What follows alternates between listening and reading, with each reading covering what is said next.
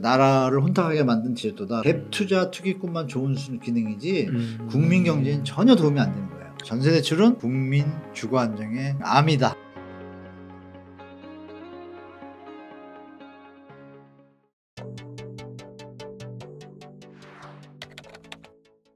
목도했잖아요 그동안.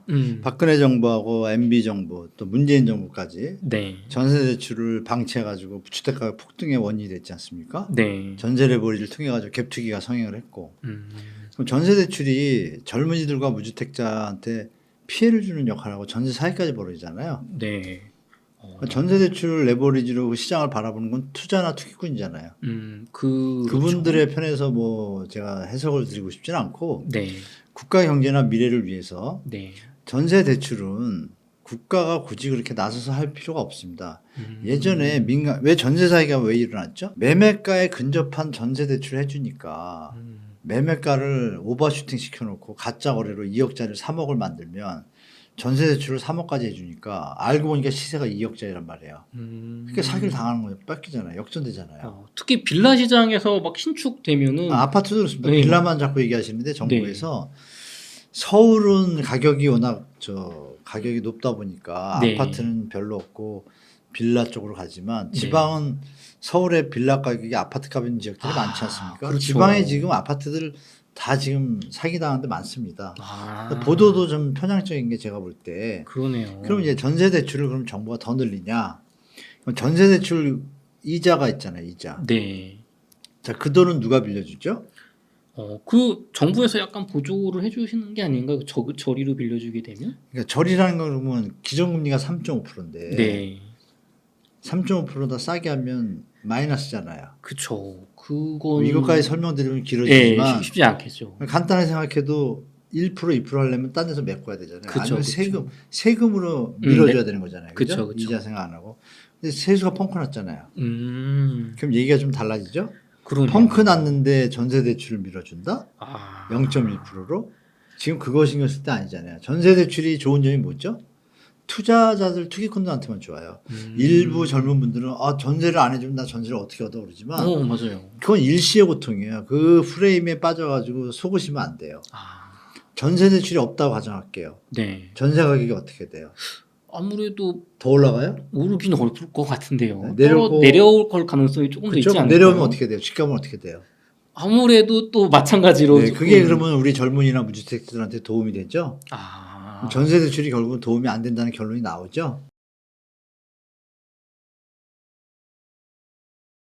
과연 지금 집을 사야 될지, 투자를 해야 될지, 아니면 매도를 해야 될지 많이 혼동스러울 겁니다. 부동산은 가격과 타이밍입니다. IMF 때 경제가 안 좋을 때 집을 매수한 분들은 다 부자가 됐습니다. 부동산 가격과 매수 매도 타이밍이 보이는 식견을 갖춘다면 어디에서 얻을 수 없는 자산 증식, 행복한 투자의 길로 인도할 것이라고 확신합니다. 어떤 팩트와 요인들을 알고 있다면 실패할 확률이 거의 제로에 가깝습니다. 그런 부분이 본 강좌에 다 담겨 있습니다. 시장을 분석하는 방법, 정책의 제도의 실행 가능성이 언제 될지, 주택의 적정 매도 시기와 매수 시기를 판별할 수가 있습니다. 여러분이 저와 함께 하시면 저의 30년 경험을 여러분들한테 다 드리도록 하겠습니다.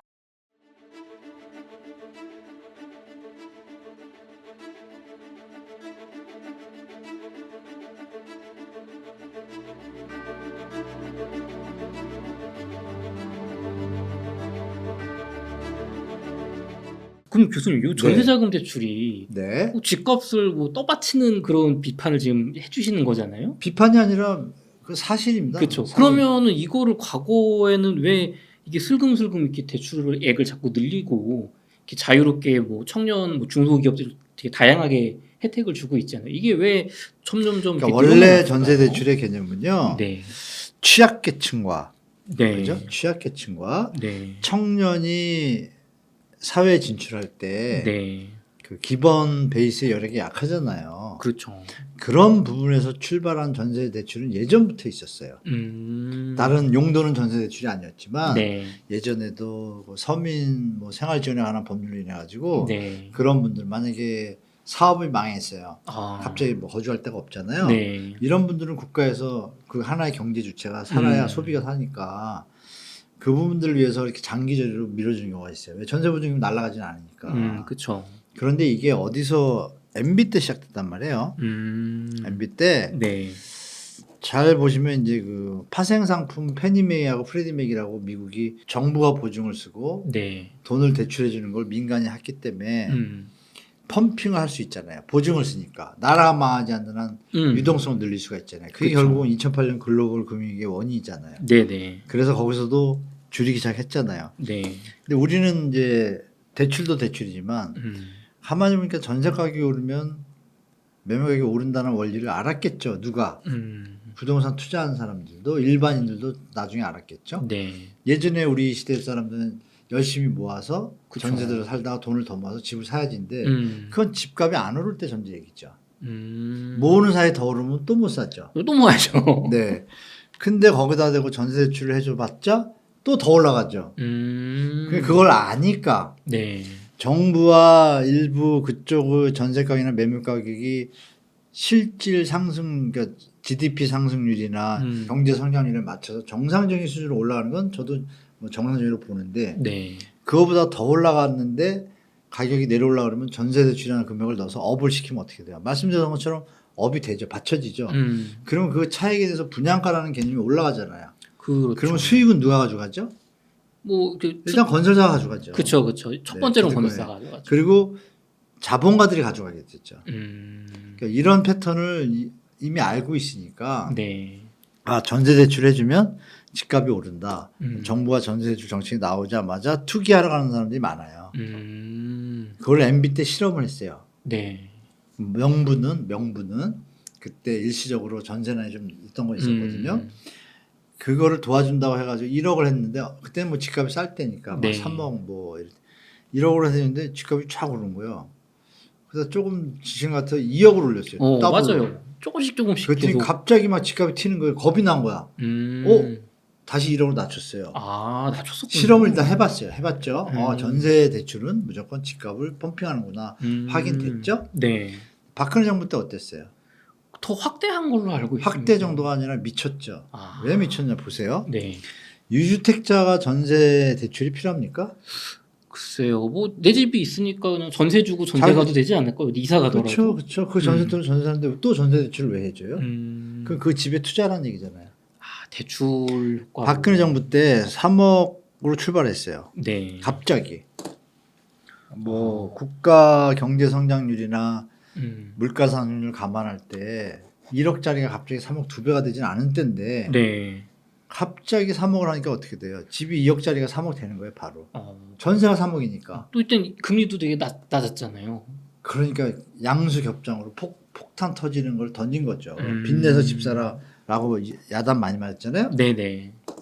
그러고서 여기서 다시 또 얼굴에 이거 깔고 5억을 올립니다. 아, 5억까지 1, 2년 갔군요. 뒤 또 5억을 올릴 때 또 유주택 전세 대출까지 해요. 아, 집이 있는 사람도 전세자금 그것까지 대출받을 수 넣었어요. 있다. 그러니까 집이 어떻게 돼요? 타기 시작했죠, 불타기.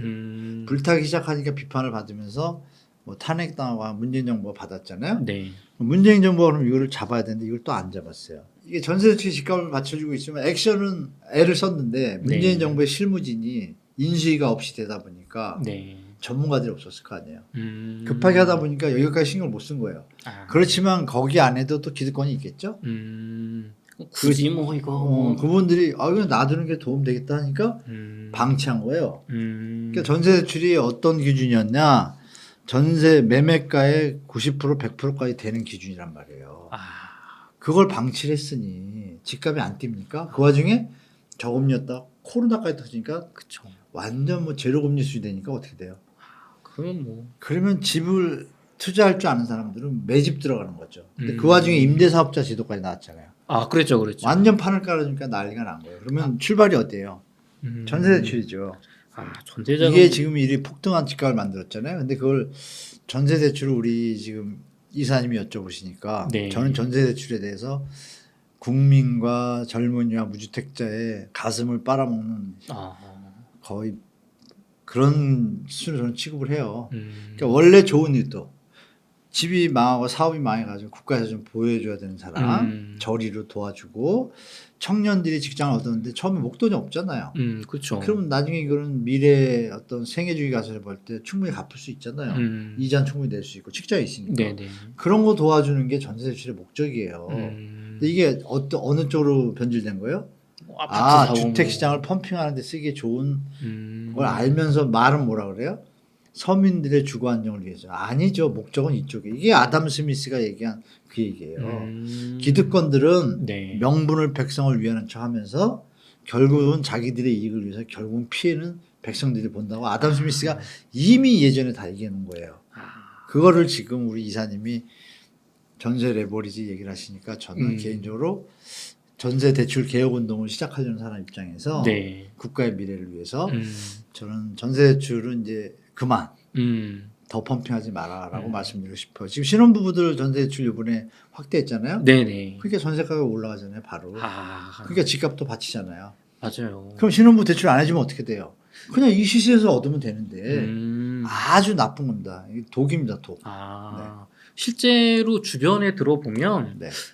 대출을 받아서 요 정도 뭐 새 아파트 살고 싶은데 이제 내가 가진 돈은 그냥 한 15년 된 데 가면 되는 조금 작은 데 가면 되는데 네. 거기서 이제 그냥 대출 받으면 쉬우니까 대출이 사실. 없으면 안 가죠. 안 갈 수가 없죠. 안 가면 그 가격이 내려오죠. 그렇게 내려오면 대출 없이 갈 수 있죠. 이 중요한 논리를 네. 자꾸 얘기를 하고 기자분들이 거꾸로 만약에 여론이 이런 기사를 다 썼다고 생각해요. 정부가 전세 대출만 해주고 싶겠어요? 욕 먹으니까 빼겠죠. 네. 그러니까 진실이 드러났으니까. 그래서 정부 그러니까 저도 뭐 이제 시작하겠지만 제가 1, 2년째 이 얘기를 계속 얘기하고 있기 때문에 네. 전세 대출 정말 국민의 적이다. 그럼 그 여기서 정말 필요한 사람만 해줘야지. 네. 투기의 어떤 매개체로 도와주는 건 정말 국민들을 배신하는 행위라고 말씀드릴게요. 교수님 그럼 여기서 한도를 네. 줄이는 것도 혹시 가능할까요? 현실적으로 이미 올라가 있는 한도를 뭐 3억으로 줄인다거나. 정부의 의지죠. 그러면 이미 쓰고 계신 분들 입장에서는 쓰고 계신 분들은 5억을 대출하니까 이자를 내고 있을 거 아니에요. 그렇죠. 그러면 지금 당장 3억으로 줄이면 2억이 어디서 나요? 그죠. 이분들은 유예 기간을 두면 돼요. 이분들은 이분들은 만약 이번에 계약을 했다. 2년 남았다 그러면 너무 짧은 것 같으면 3, 4년 둬요. 3, 4년 동안 그러면 3억 기준에 맞춘 주택 가격이 형성되고 전세 가격이 형성되겠죠? 그렇죠. 그럼 3, 4년 뒤에는 어떻게 돼요? 분명히 전세 가격이 더 올라갔보다 덜 올라갔을 거 아니야. 그러면 대출자가 줄든지 뭐 더 좋은 방향으로 시장이 형성돼 있겠죠. 네. 그게 저는 국가 미래에서 도움이 된다고 봅니다. 이게 유예 기간을 주는 식으로 의지가 있다면 할 수 있다. 그럼요. 제가 의지가 있다면 이게 전세 대출이 이거 주택 가격의 이거 원흉이네. 일종의 네. 전세 대출 말고 일반 대출도 있지만 전세 대출도 중요한 역할 하잖아요. 네. 이걸 딱 문제가 있구나. 네. 얘를 줄이는 순간 근데 충격이 있겠구나. 그럼 유예 기간을 두고 차근차근히 가면 시장에서 큰 무리 없이 받아들이겠구나. 그럼 주택 가격은 정상적인 가계 부채가 과다하게 안 되는 시장으로 바뀔 거 아니에요. 그죠? 능력에 내 소득에 맞게 사는 알맞게 부채도 알맞는 수준이라든지 그죠? 네네. 지금은 다 오버슈팅이잖아요. 지금 묻지도 않고 5억 빌려주잖아요. 그렇죠. 그냥 그 그래? 집 가격만 보는 거죠. 말이 안 되는 게 아니라 은행은 그러면 바보예요. 왜 그걸 해주겠어요? 보증을 해주니까 서울 나라에서 보증. 돈 대준다니까. 그러면 이게 은행은 이게 잘못됐다는 얘기죠. 그 자체가 뭐가 문제가 안 돼. 명분 자체가 네. 정의롭지 않아요. 네. 교수님 하나만 더 여쭤보면 네네. 전세자금 대출에 대해서 비판하시는 분들 중에 네. 전세 제도도 없어져야 된다. 에이, 이렇게 가시는 분들도 어느 계시거든요. 분이에요? 이제 해외는 전세 제도가 없고 그냥 월세 매매로 딱 나눠지는데 우리나라는 전세 때문에 이게 사실 뭐 갭 투자도 무슨 있는 문제가 거다. 있어요? 전세 때문이 아니라 이게 팩트가 중요한데 전세 제도 때문이 아니라 네. 전세 대출 때문에 벌어진 거잖아요. 전세 자금 대출이 문제다. 네, 그게 없다고 가정할게요. 전세 이게 없을 때는 대출이 없을 때는 네. 전세 시장이 정상적으로 시세가 100원이면 6, 70원에 거래가 됐어요. 왜? 문제가 생기면 경매가 나올 걸 다 알아요. 그렇죠. 그 정도 갭은 있어야 내가 안전하니까. 그렇죠. 그걸 알고 공인중개사분들 자체도 전세 대출이라는 개념이 빠지니까 매매가가 10억이 7억 뭐 10억이다 그러면 이거 한 7억에 전세가 많네. 8억? 그러면 위험하잖아요. 권유를 안 했어요. 지금은 전세 대출이라는 게 갑자기 들어오니까 이게 막 시장에 혼탁해진 거예요. 10억이면 12억 갈 수 있어. 지금 전세는 7억 싼 거야. 6억인데 대출 이런 게 막 섞이니까 시장에 혼동을 줘버렸죠. 그러면 이제 전세제도 자체가 없어진다는 거는 전세 대출 때문에 이어서 나온 말인데 더듬어 가볼게요. 그전에는 이렇게 전세 사기가 없었어요. 심하게. 건수도 적고. 네. 언제부터 이게 전세 사기 건수가 급증을 했냐면 딱 2015년부터 2016, 17 가면서예요. 갑자기 급증하잖아요. 2017년, 18년부터. 왜? 네. 15년부터 전세 대출 풀어주니까 이 사람들이 2년 차가 됐을 때 2017년 되잖아요. 네. 17년, 18년부터 전세 사기 사고 피해가 벌어지기 시작해요. 국민 세금이 투입이 돼요. 그러면 나쁜 사람들이 사기를 쳐서 돈을 뺏어간 거 아니에요. 그쵸. 근데 이런 행위를 왜 해요, 나라가? 그쵸. 주택가가 오르고 이런 나쁜 짓을? 그쵸. 그것 때문에 막 보증해 주니까 또 그렇죠. 계속 이게 연결돼요. 네. 그러면 이게 없었더라면 예전의 건수처럼 이렇게 작잖아요. 작으니까 그 전에 전세 제도는 어땠냐? 전세 제도 근원을 너무 좋은 제도라고 저는 생각합니다. 사실을 자연적으로 나중에 때가 되면 소멸될 건데 네. 예전에 우리가 해방을 하고 나서 다 판자밖에 없었어요. 판자촌 짓고 벽돌집은 1960년대 들어와서 뭐 해외 차관 들어가서 했기 때문에 그럼 나라에서 보니까 이게 땅들은 막 전쟁이 끝나고 났으니까 땅 정리도 안 돼 있고 지주들이 볼 때 집을 지으니까 서울에 일자리를 찾아왔는데 판자촌을 지어야 될 거 아니에요? 네. 그럼 그 짓는 집을 짓는 게 조금 발전하니까 이제 벽돌, 브로크라고 하는 걸로 짓게 돼요. 네. 그것도 돈이 있어야 짓잖아요. 그쵸. 지주들이 땅은 있는 거예요. 땅은 있는데 지면 전세 돈이 들어오면 처음에 월세겠죠. 네. 월세인데 월세 말고 이거 하나 져야지 이쪽 집을 지을 돈이 나오잖아요. 그러니까 이거 지면서 어느 날 이렇게 막 지내다 보니까 월세로 지내다 보니까 어느 날 돈을 많이 모은 거야 이 사람이. 그러니까 나 여기 땅이 또 있어. 건설업자든 지주든. 네. 그 돈을 그러면 월세를 내지 말고 나를 빌려주면 월세를 안 받을게. 이자 계산해서. 네. 그럼 이 사람은 뭐 전세돈이나 목돈이 생겼잖아요. 그쵸. 이걸로 집을 더 질 수가 있죠. 더 지면서 자연적으로 또 월세 2개 놓고 한 집은 전세 받고 그러면서 월세와 전세가 같이 공존하기 시작하죠. 네네. 돈이 모은 분들이 전세를 살 수 있잖아요. 없는 분 월세잖아요. 그쵸. 모은 분들 거 돈을 금융기관 역할을 한 거죠. 어떻게 보면 사금융으로 빌려주는 그렇죠. 개념이네요. 사금융으로 윈윈이죠. 나는 월세 안 나가니까. 월세 안 나. 이 사람은 이 자금을 갖고 또 지어서 수익을 창출하니까 그렇죠. 또 할 수 있으니까. 서로 좋아요. 이렇게 안전하게 발전하다가 네. 뭐 민법이 생기고 임대차법이 생기면서 뭐 경매라는 개념을 알게 됐고 그러다 보니까 야 이거 80% 위험하구나. 70%가 안전하구나 하니까 60, 70%에서 다 형성돼 왔어요. 비싸봤자. 네. 싼 집에는 이제 50%에 내주고. 네. 그죠? 근데 그것을 갑자기 정부가 키면서 전세 가격이 매매 가격이 90%, 100%? 그게 없으면 불가능하죠. 이미 우리 대한민국은 위기 때마다 나라가 망할 때마다 누가 살렸어요? 국민들이 살렸어요. 네네. 국민들이 잘하고 있는데 엉뚱맞게 생뚱맞게 정부 금융증 안다는 친구들이 와가지고 네. 제가 볼 땐 장난질 친 거죠. 전세 대출이라는 걸 넣어서 네. 펌핑할 수 있으니까. 저는 그렇게 바라보기 때문에 전세 대출은 좋은 거예요. 지금이라도 정부가 빠지면 돼요. 빠지라고. 빠지면 어떻게 돼요? 은행에서 알맞게 대출해 주겠죠? 은행은 절도 손해보려고 하지 않잖아요. 그러면 어떻게 대출해 주겠어요? 매매가의 100%, 90%에 대출 안 해요. 60%, 70%만 하죠. 그쵸. 그것도 신용 보고. 맞아요. 그러니까 안정적으로 정상적인 신용사회가 되잖아요.